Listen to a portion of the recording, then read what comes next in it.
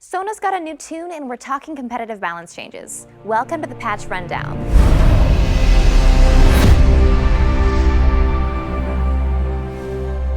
Hey guys, MsPudding here. This patch is one of the last we've got leading to the World Championships, so we're making a ton of changes aimed at promoting competitive diversity. Though we're tweaking things for every role, on today's panel we're only going to be talking about Sona, aggressive junglers, and assassins.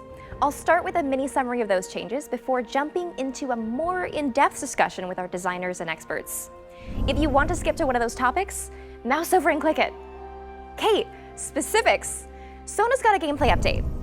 No worries, her playstyle's not really changed, but now she's giving bigger buffs over less time. Also, instead of being a floating stat booster, Q, W, and E are more impactful, so maybe the good Sonas will be recognized for something other than a single flash crescendo.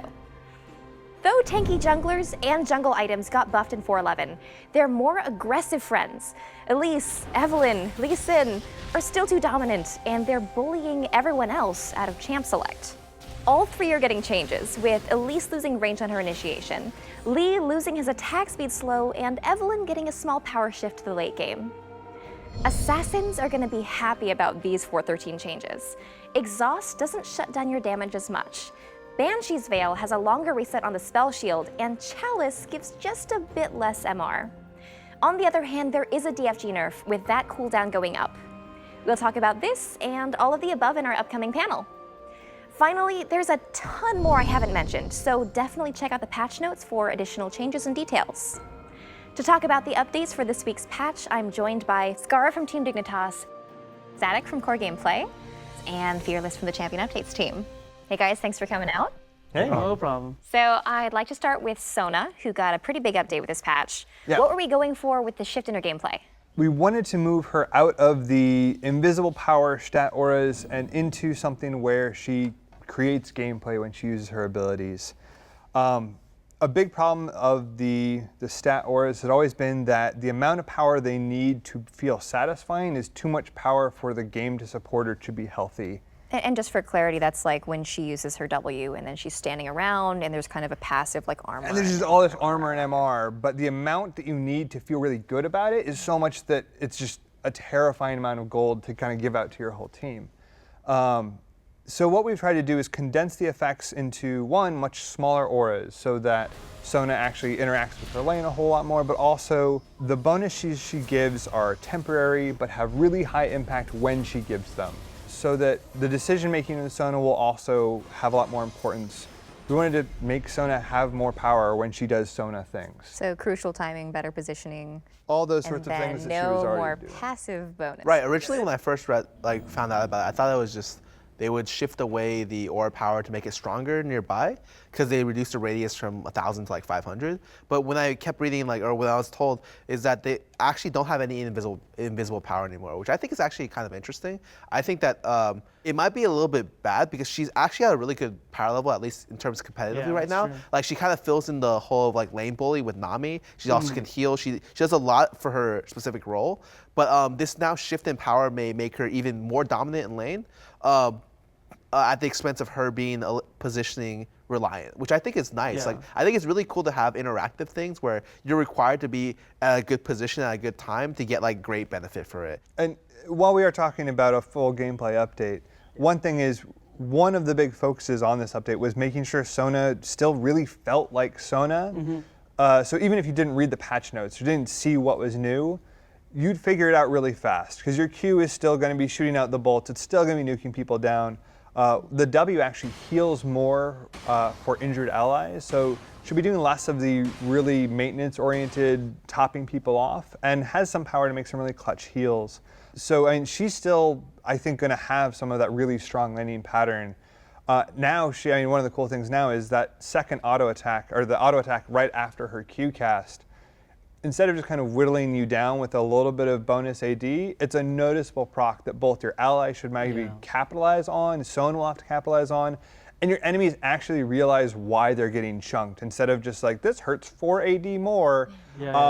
they actually see like, oh, that was a laser that shot out of Sona. That probably seems pretty bad. To be clear, like she still has the heal from long range. I don't think we changed the heal no, range. sorry. She does. So she still, even if she's in the back, she can still heal the front line. But to get the extra bonus, the shield, you're gonna have to go up. And I think sometimes you're gonna have to make hard decisions. Sometimes you'll make the wrong decision, go in and then die. But like, that's just kind of League of Legends, I think. Last thing about it, though, I did want to ask about the ultimate, because we switched up the VFX, and it looks really different in width. Did we actually change that? Yeah, no, so the gameplay functionality of the ult is completely unchanged. It's the exact same width, speed, everything. I did not touch that. What we did change is we got some really gorgeous new particles that... By the way, the art team was like, did such an amazing job on the character. I think she looks really awesome. Everyone involved with the art just did a tremendous amount of really cool stuff. And Crescendo especially. Crescendo just flat out lied before. Like It was gigantic on the screen. So it felt like you missed a whole lot. And we wanted to fix that. Players deserve to know what their ults do. So the new Crescendo is much more honest about how it functions. It actually shows it's a projectile, which it's a projectile, everybody. And then it also shows just how big the affected area is, while still looking like that huge high moment. So when you make every person on the enemy team dance, which they dance slightly faster now, which is awesome. It's important. Very This is important. important, all right? Yeah, I guess so, yeah. But now you'll still have that huge high moment when you make them dance, but you'll know who you're actually going to hit. Okay, so the theme of this patch is supposed to be increasing competitive diversity, I assume, in champion picks. I'm seeing a lot of the changes focused on the top 3 junglers right now, Evelynn, Elise, Lee Sin. Why are we targeting them? It's hard to say that we just only targeted them. Before this patch, obviously we were doing a lot of changes, like we added Quill Coat and we wanted to bring back tank junglers, you know? And we've seen a lot of success in a lot of levels of play with these characters, like, you know, Maokai and Nautilus and Rammus and Amumu, whatever, are definitely like pretty prominent in a lot of levels of play. But at the competitive scene, we're still seeing a lot of just, you know, early skirmish duelist guys, Lee Sin, Elise, Evelynn.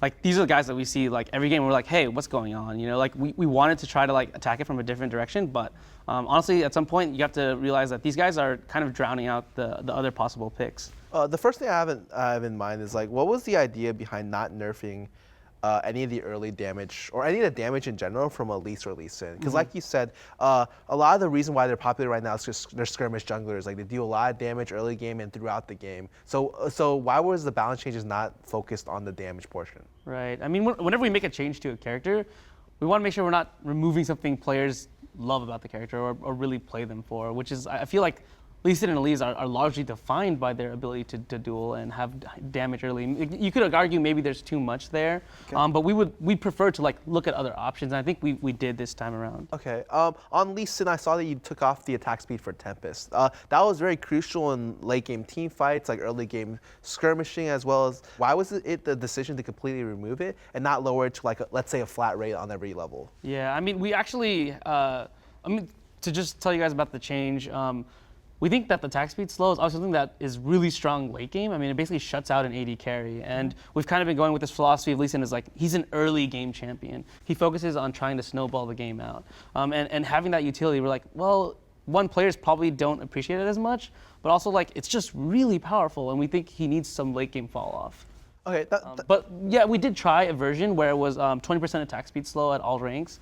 At the end of the day, we said it just didn't feel like it was noticeable, and we were like, hey, can we just make it cleaner? Can we make it less complex? Can we cut it out and then see if we, you know, if Lee Sin needed something else, we can maybe look at other parts of his kit and give it to there. Okay, well that makes sense. I really like what you guys did with Elise repel range. I feel like there's no reason for a champion to have a 1,000 range gap close in the first place, and just nerfing. It is 1,000, huh? Yeah, it's something crazy like so that. Crazy. Nerfing the range on that was really vital to be able to stop her like insane gank potential and all that stuff. And I think the width decrease on her E is actually pretty significant. I'm not sure how big that will be until I see it in game, but it's already a skill shot that's missed quite a bit, and nerfing it by like I think 20% almost on the terms of the width is going to be huge in actually seeing people hit it or not. Yeah, I mean our goals are just, hey, we feel like Elise has a bit too much reliability when she goes in. She can basically get to any target she wants, and Cocoon is on, like, yes, it's sometimes hard to hit, but the cooldown's really low. Like, you get to shoot that out a lot, right? So, I mean, like, if she repels right onto you and she does a point-blank Cocoon, those are, there's like, going to be almost less of a impossible chance to that she'll dodge, hit you with Right. it. So. And I guess the last thing I really want to bring up is, like,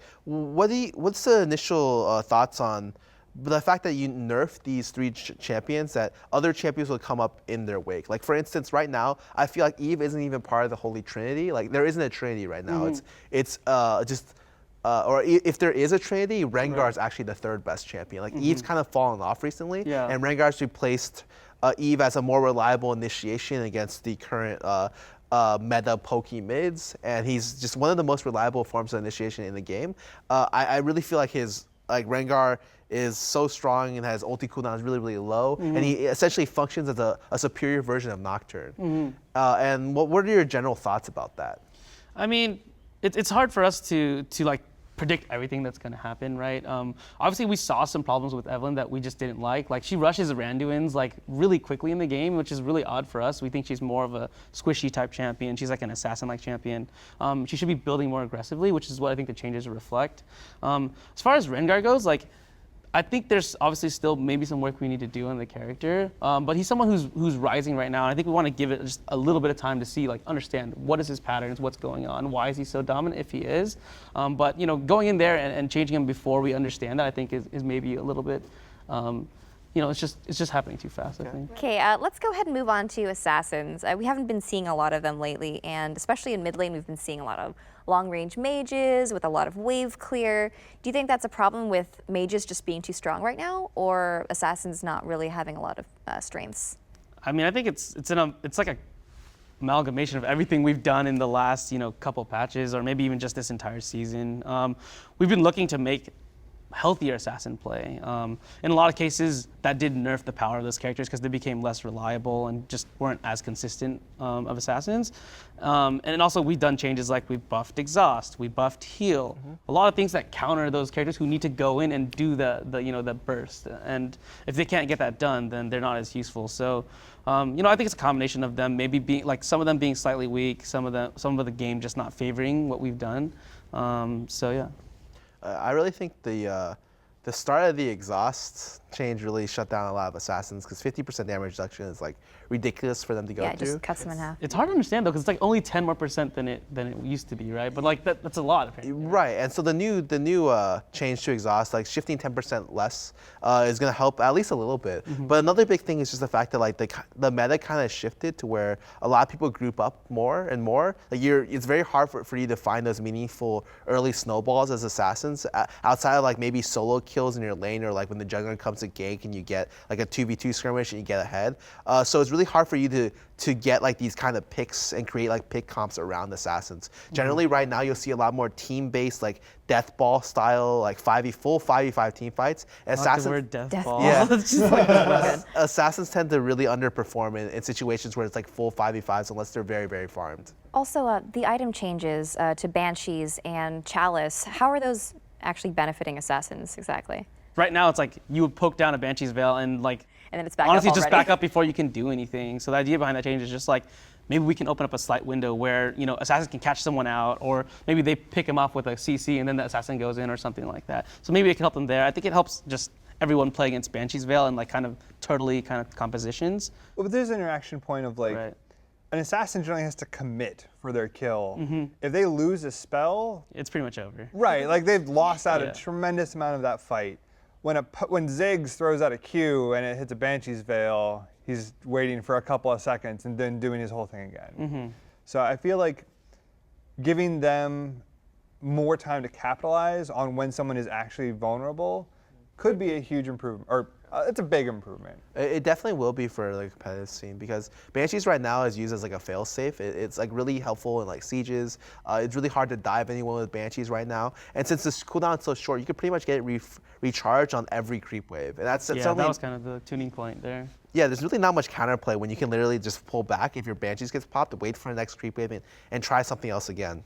Yeah, so that's stalling out games a lot with that. Yeah. As far as the chalice change goes, I mean, we're just reducing some of the MR on it. I think it's just kind of a bit too gold efficient for the item. You're buying it. You should be buying it for the mana regeneration. It'll make them a little bit more vulnerable to magic damage. I don't think it'll have a huge effect, but it'll have some effect. So with these item changes meant to benefit assassins, why did we then decide to raise the cooldown on DFG so significantly? It seems like kind of an opposite. It's definitely something that can look very confusing.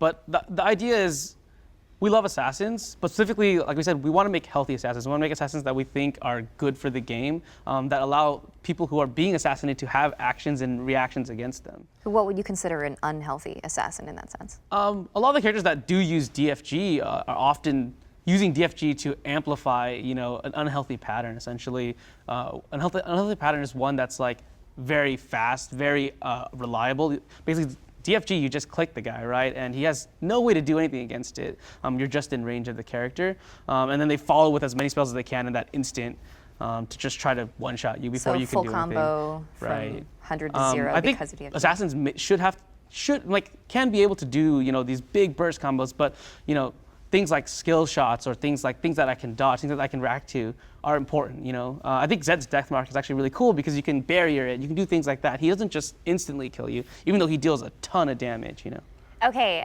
thank you Scarra, Statikk, and Fearless for joining us today. If you guys are looking for more information, please check out the patch notes. We'll be back in a couple of weeks, but until then, check out the link below and leave us your comments and questions. Thanks for tuning in.